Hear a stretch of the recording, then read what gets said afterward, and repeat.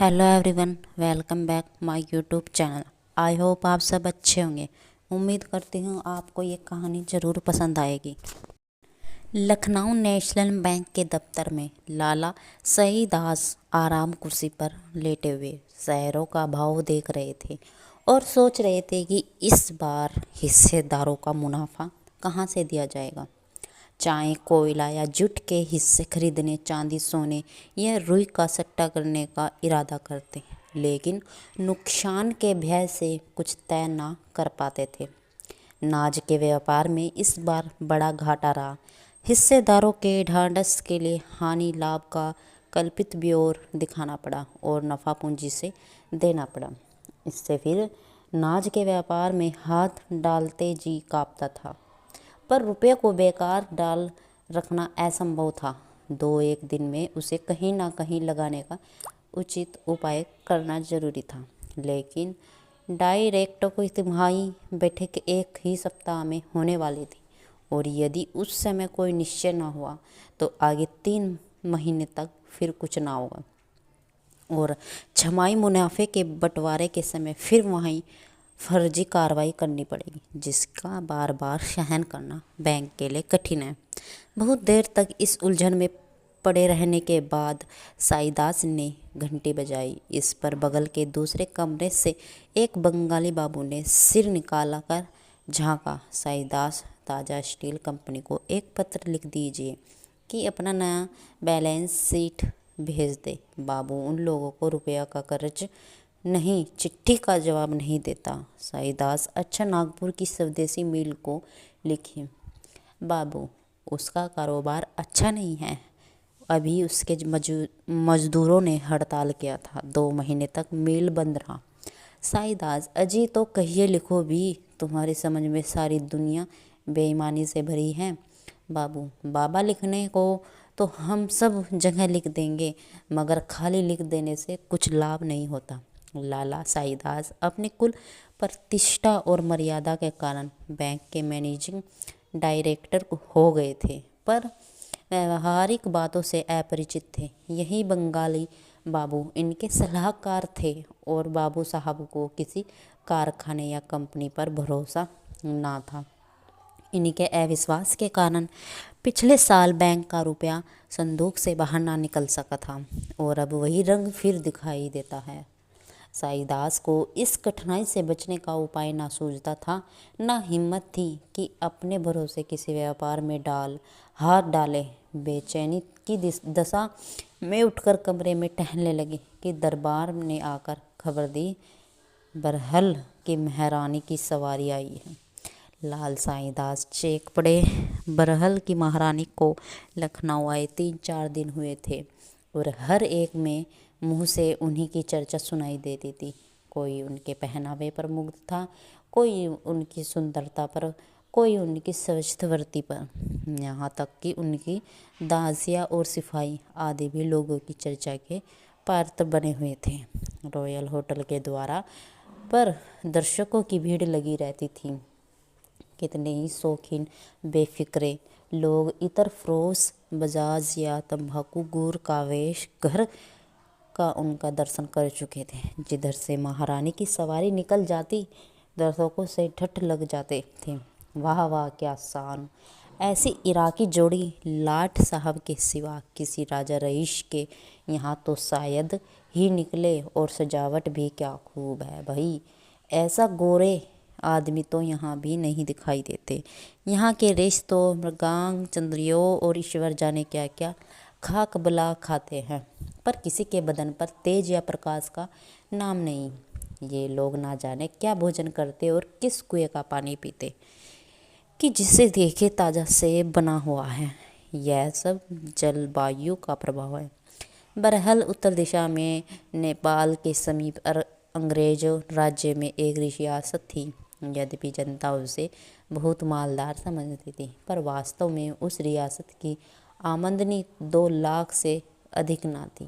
हाँ, इस क्षेत्रफल बहुत विस्तृत था, बहुत भूमि उसर और उजाड़ थी, बसा हुआ भाग भी पहाड़ी और बंजर था। जमीन बहुत सस्ती उठती थी। लाला साईदास ने तुरंत अलगानी से रेशमी सूट उतार कर पहन लिया और मेज पर आकर शान से बैठ गए, मानो राजा रानियों का यहाँ आना कोई साधारण बात है। दफ्तर के क्लर्क भी संभल गए। सारे बैंक में सन्नाटे की हलचल पैदा हो गई। दरबान ने पगड़ी संभाली, चौकीदार ने तलवार निकाली और अपने स्थान पर खड़ा हो गया।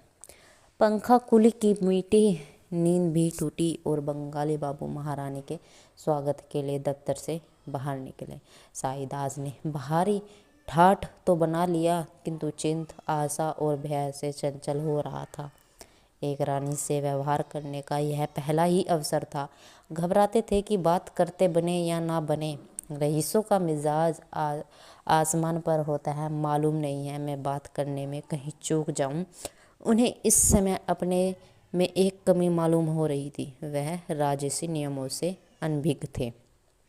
उनका सम्मान किस प्रकार करना चाहिए, उनसे बातें करने में किन बातों का ध्यान रखना चाहिए, उसकी मर्यादा रक्षा के लिए कितनी निर्ममता उचित है, इस प्रकार के प्रश्न से वह बड़े असमंजस में पड़े हुए थे और जी चाहता था कि किसी तरह परीक्षा से शीघ्र ही छुटकारा हो जाए।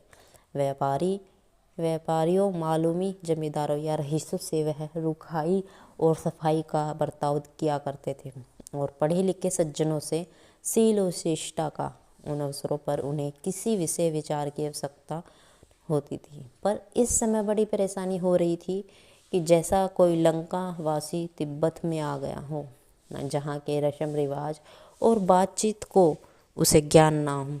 एकाएक उनकी दृष्टि घड़ी पर पड़ी। तीसरे पहर के 4 बज चुके थे, परंतु घड़ी अभी दोपहर की नींद में मगन थी।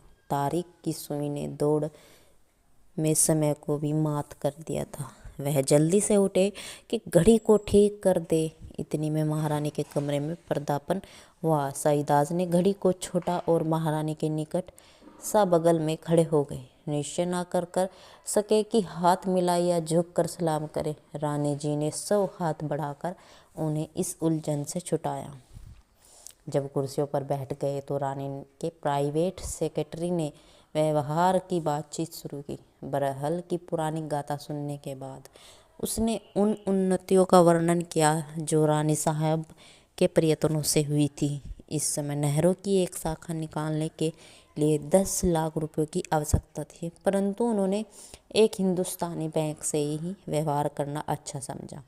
अब यह निर्णय नेशनल बैंक के हाथ में था कि वह इस अवसर से लाभ उठाना चाहता है या नहीं। बंगाली बाबू हम रुपए दे सकता है, मगर कागज पत्तर देखे बिना कुछ नहीं कर सकता। सेक्रेटरी, आप कोई जमानत चाहते हैं? साईदास उदारता से बोले, महाशय, जमानत के लिए आपकी जुबान ही काफ़ी है। बंगाली बाबू, आपके पास रियासत का कोई हिसाब किताब है? लाला साईदास को अपने हैंड क्लर्क की दुनियादारी का बर्ताव अच्छा न लगता था। वह इस समय उदारता के नशे में चूर थे। महारानी की सूरत ही पक्की जमानत थी। उनके सामने कागज और हिसाब का वर्णन करना बनियापन जाना पड़ता था, जिससे अविश्वास की गंध आती है। महिलाओं के सामने हम शील और संकोच के पुतले बन जाते हैं। साईदास बंगाली बाबू की ओर क्रूर कठोर दृष्टि से देखकर बोले, कागजों की जांच कोई आवश्यकता की बात नहीं है, केवल हमको विश्वास होना चाहिए। बंगाली बाबू, डायरेक्टर लोग कभी ना मानेंगे साईदास, हमको इसकी परवाह नहीं, हम अपनी जिम्मेदारी पर रुपए दे सकते। रानी ने साईदास की ओर कृतज्ञतापूर्ण दृष्टि से देखा। उनके होठों पर हल्की मुस्कुराहट दिखलाई पड़ी, परंतु डायरेक्टरों ने हिसाब किताब आय व्यय देखकर आवश्यकता समझा और यह काम लाला साईदास के सुपुर्द हुआ, क्योंकि और किसी को अपने काम से फुर्सत ना थी कि वह एक पूरे दफ्तर का मुआयना करता। साईदास ने नियम पालन किया। 3-4 तक हिसाब जांचते रहे, तब अपने इत्मीनान के अनुकूल रिपोर्ट लिखी। मामला तय हो गया था। दस्तावेज लिखा गया, रुपए दे दिए गए। 9 रुपये सैकड़ा ब्याज ठहरा। 3 साल तक बैंक के कारोबारी की अच्छी उन्नति हुई। छठे महीने बिना कहे सुने 45,000 रुपये की थैली दफ्तर में आ जाती थी। व्यवहारियों को 5 रुपये सैकड़ा ब्याज दे दिया जाता था, हिस्सेदारों को 7 रुपये सैकड़ा लाभ। साईदास से सब लोग प्रसन्न थे, सब लोग उनकी सूझबूझ की प्रशंसा करते हैं। यहाँ तक कि बंगाली बाबू भी धीरे धीरे उनके कायल होते जाते थे। साईदास उनसे कहा करते थे, बाबूजी, विश्वास संसार से ना लुप्त हुआ है और ना होगा। सत्य पर विश्वास रखना प्रत्येक मनुष्य का धर्म है। जिस मनुष्य के चिन्ह से विश्वास जाता रहता है उसे मृतक समझना चाहिए, उसे जान पड़ता है मैं चारों ओर शत्रुओं से घिरा हुआ हूँ। बड़े से बड़ा सिद्ध महात्मा भी उनसे रंग सियार जान पड़ते हैं। सच्चे से सच्चा देश प्रेमी उसकी दृष्टि से अपनी प्रशंसा के भूखे ही ठहरते हैं। संसार उसे धोखे और छल से परिपूर्ण दिखलाई देता है, यहाँ तक कि उसके मन में परमात्मा पर श्रद्धा और भक्ति लुप्त हो जाती है। एक प्रसिद्ध फिलासफर का कथन है कि प्रत्येक मनुष्य को जब तक कि उसके विरुद्ध कोई प्रत्यक्ष प्रमाण ना पाओ भला मानस समझो। वर्तमान शासन प्रथा इसी महत्वपूर्ण सिद्धांत पर गठित है और घृणा तो किसी ना किसी ही ना करनी चाहिए। हमारी आत्माएं पवित्र हैं, उनसे घृणा करना परमात्मा से घृणा करने के समान है। मैं यह नहीं कहता हूँ कि संसार में कपट छल है ही नहीं और बहुत अधिकता से है, परंतु उसका निवारण अविश्वास से नहीं मानव चरित्र के ज्ञान से होता है और यह ईश्वर दत्त गुण है। मैं यह दावा तो नहीं करता, परंतु मुझे विश्वास है कि मैं मनुष्य को देखकर उसके आंतरिक भाव तक पहुंच जाता हूं। कोई कितना ही वेश बदले, रंग रूप सांवरे, परंतु मेरी अंधदृष्टि को धोखा नहीं दे सकता। यही भी ध्यान रखना चाहिए कि विश्वास से विश्वास उत्पन्न होता है और अविश्वास से अविश्वास। यह प्रकृति नियम है। जिस मनुष्य को आप शुरू से ही धूर्त, कपटी, दुर्जन समझ लेंगे वह कभी आपसे निष्कपट व्यवहार ना करेगा। वह एकाएक आपको नीचा दिखाने का यत्न करेगा। इसके विपरीत आप एक चोर पर भी भरोसा करें तो वह आपका दास हो जाएगा। सारे संसार को लूटे परंतु आपको धोखा ना देगा। वह कितना ही कुकर्मी, अधर्मी क्यों ना हो, पर आप उसके गले में विश्वास की जंजीर डालकर उसे जिस ओर चाहे ले जा सकते, यहाँ तक कि वह अपने आपके हाथों पुण्यात्मा भी बन सकता है। बंगाली बाबू के पास इन दार्शनिक तर्कों का कोई उत्तर न था। चौथे वर्ष की पहली तारीख थी। लाला साईदास बैंक के दफ्तर में बैठे डाके की राह देख रहे थे। आज बरहल से 45,000 रुपये आवेंगे। अब की इरादा था कि कुछ सजावट के सामान और मोल ले ले। अब तक बैंक में टेलीफोन नहीं था, उसका भी तखमीना मांग लिया था।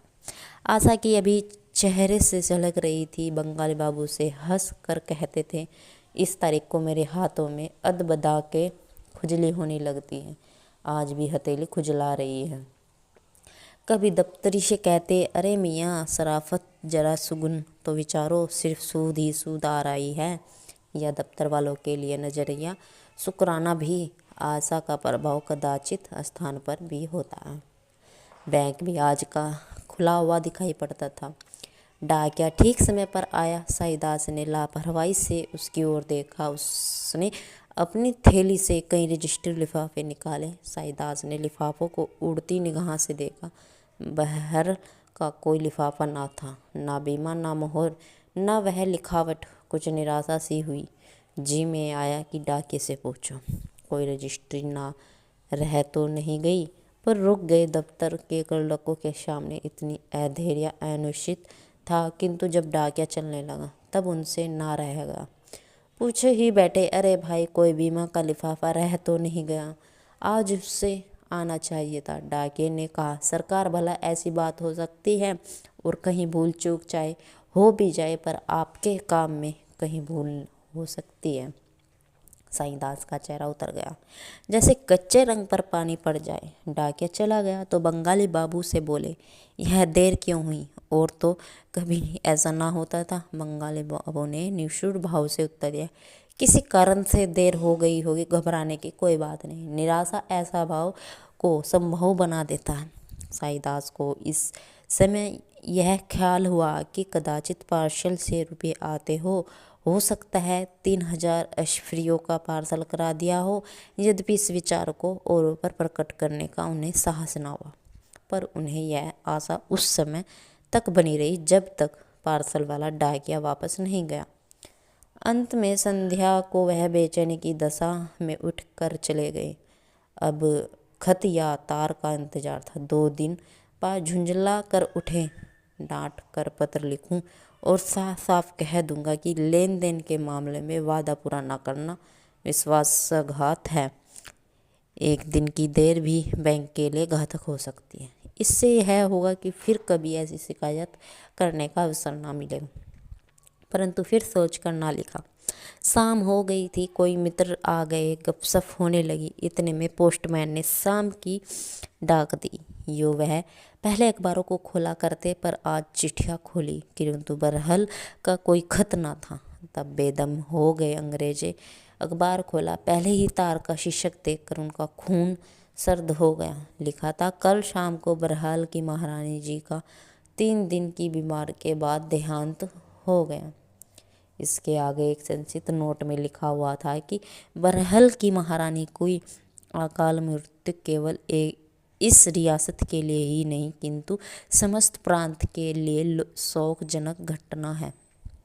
बड़े बड़े विषागाचार्य अभिरोग की परख भी ना कर पाए थे कि मृत्यु ने काम तमाम कर दिया। रानी जी को सदैव अपनी रियासत की उन्नति का ध्यान रहता था। उनके थोड़े से राज्यकाल में ही उनसे रियासत को जो लाभ हुए हैं वे चिरकाल तक स्मरण रहेंगे। यद्यपि यह मानी हुई बात थी कि राज्य उनके बाद दूसरे के हाथ जाएंगे, तथापि यह विचार कभी रानी साहब के कर्तव्य पालन में बाधक नहीं बना। शास्त्रोनुसार उन्हें रियासत की जमानत पर ऋण लेने का अधिकार न था, परंतु प्रजा की भलाई के लिए विचार से उन्हें कई बार इस नियम का उल्लंघन करना पड़ा। हमें विश्वास है कि यदि वह कुछ दिन और जीवित रहती तो रियासत को ऋण में से मुक्त कर देती। उन्हें रात दिन इसका ध्यान रहता था, परंतु इस ऐसेमिक मृत्यु ने अब यह फैसला दूसरों के अधीन कर दिया। देखना चाहिए इन ऋणों का क्या परिणाम होता है।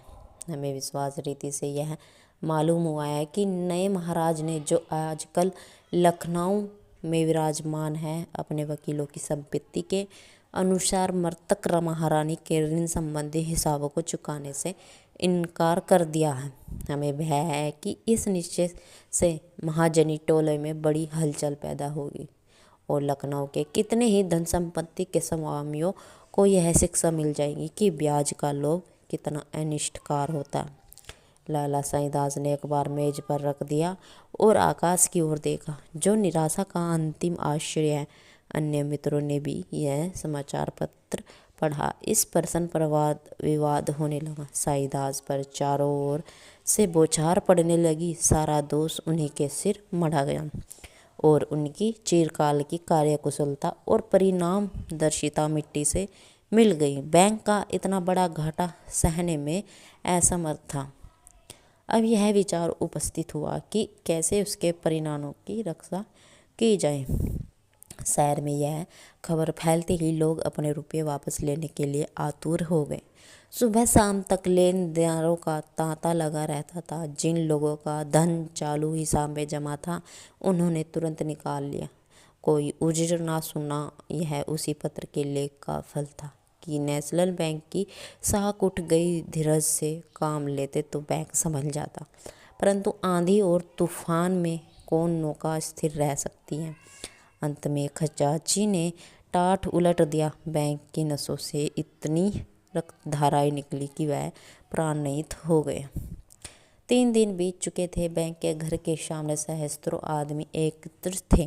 बैंक के द्वार पर सहस्त्र सिपाहियों का पहरा था। नाना प्रकार की अफवाहें उड़ रही थी। कभी खबर उड़ती, लाला साईदास ने विष पान कर लिया। कोई उनके पकड़े जाने की सूचना लाता था, कोई कहता था डायरेक्टर हवालात के भीतर हो गए। एकाएक सड़क पर से एक मोटर निकली और बैंक के सामने आकर रुक गई। किसी ने कहा, बरहल के महाराजा की मोटर है। इतना सुनते ही सैकड़ों मनुष्य मोटर की ओर घबराए हुए दौड़े और उन्हें लोगों ने मोटर को घेर लिया। कुंवर जगदीश सिंह महारानी की मृत्यु के बाद वकीलों से सलाह लेने लखनऊ आए थे। बहुत कुछ सामान भी खरीदना था। मैं इच्छाएं जो चिरकाल से ऐसे सुअवसर की प्रतीक्षा में बधी थी, पानी की भांति राह पर कल उबली पड़ती थी। यह मोटर आज ही ली गई थी। नगर में एक कोठी लेने की बातचीत हो रही थी। बहुमूल्य विलास वस्तुओं से लदी एक गाड़ी बरहल के लिए चल चुकी थी। यहाँ भीड़ देखी तो सोचा कोई नवीन नाटक होने वाला है। मोटर रोक दी, इतने में सैकड़ों की भीड़ लग गई। कुंवर साहब ने पूछा, यहाँ आप लोग क्यों जमा हो? कोई तमाशा होने वाला है क्या? एक महाशय जो देखने में कोई बिगड़े रहीश मालूम होते थे बोले, जी हाँ, बड़ा मज़ेदार तमाशा है। कुंवर, किसका तमाशा है? वह तकदीर का। कुंवर महाशय को यह उत्तर पाकर आश्चर्य हुआ, परंतु सुनते आए थे कि लखनऊ वाले बात बात में बात निकालना करते हैं, अतः उसी ढंग से उत्तर देना आवश्यक हुआ। बोले, तकदीर का खेल देखने के लिए यहाँ आना तो अवश्य नहीं। लखनवी महाशय ने कहा, आपका कहना सच है, लेकिन दूसरी जगह यह मज़ा कहाँ? यहाँ सुबह शाम तक के बीच भाग्य ने कितनों की धनी से निर्धन और निर्धन से भिखारी बना दिया। सवेरे जो लोग महल में बैठे थे उन्हें इस समय रोटियों के लाले पड़े हैं। अभी एक सप्ताह पहले जो लोग कालगति भाग्य के खेल और समय के फेर कवियों को उपमा समझते थे, इस समय उनकी आह और करुण कंद्र वियोगनी को भी लज्जित करता है। ऐसे तमाशे और कहाँ देखने में आवेंगे? कुंवर जनाब, आपने तो पहली की ओर गाढ़ा कर दिया। देहाती हूँ, मुझसे साधारण तौर से बात कीजिए। इस पर सज्जन ने कहा, साहब यह नेस्लर बैंक है, इसका दिवाला निकल गया है।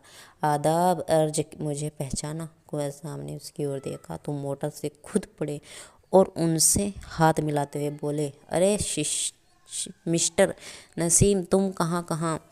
भाई, तुमसे मिलकर बड़ा आनंद हुआ। मिस्टर नसीम कुंवर साहब के साथ देहरादून कॉलेज में पढ़ते थे। दोनों साथ साथ देहरादून की पहाड़ियों पर सैर करते थे, परंतु जब से कुंवर महाशय ने घर के झंझटों से विवश होकर कॉलेज छोड़ा, तब से दोनों मित्रों में भेंट न हुई थी। नसीम भी उनके आने की कुछ समय पीछे अपने घर लखनऊ चले आए थे। नसीम ने उत्तर दिया, शुक्र है आपने पहचाना तो कहिए।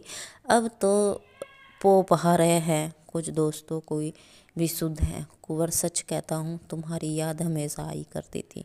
कहो आराम से तो हो, मैं रॉयल होटल में टिका हूँ। आज आओ, मैं इत्मीनान से बातचीत करते हैं। नसीम, जनाब, इत्मीनान तो नेशनल बैंक के साथ चला गया। अब तो रोजी की फिक्र सवार है। जो कुछ जमा पूंजी थी सब आपको भेंट हुई। इस दिवाले ने फकीर बना दिया। अब आपके दरवाजे पर आकर धरना दूंगा। कुंवर, तुम्हारा घर है, बेखटे आओ, मेरे साथ ही क्यों ना चलो। क्या बताऊं, मुझे कुछ भी ध्यान ना था कि मेरे इनकार करने का यह फल हो। जान पड़ता है बैंक ने बहुत तेरे को तबाह कर दिया। नसीम, घर घर मातम छाया हुआ है। मेरे पास तो इन कपड़ों के सिवा और कुछ नहीं रहा। इतने में एक तिलकधारी पंडित जी आ गए और बोले, साहब आपके शरीर पर वस्त्र तो है, यहाँ तो धरती आकाश कहीं ठिकाना नहीं। राघव जी पाठशाला का अध्यापक हूँ। पाठशाला का सब धन इसी बैंक में जमा था। 50 विद्यार्थी इसी के आश्रय संस्कृत पढ़े थे और भोजन पाते। कल से पाठशाला बंद हो जाएगी। दूर दूर के विद्यार्थी हैं, वह अपने घर किस तरह पहुँचेंगे ईश्वर ही जाने।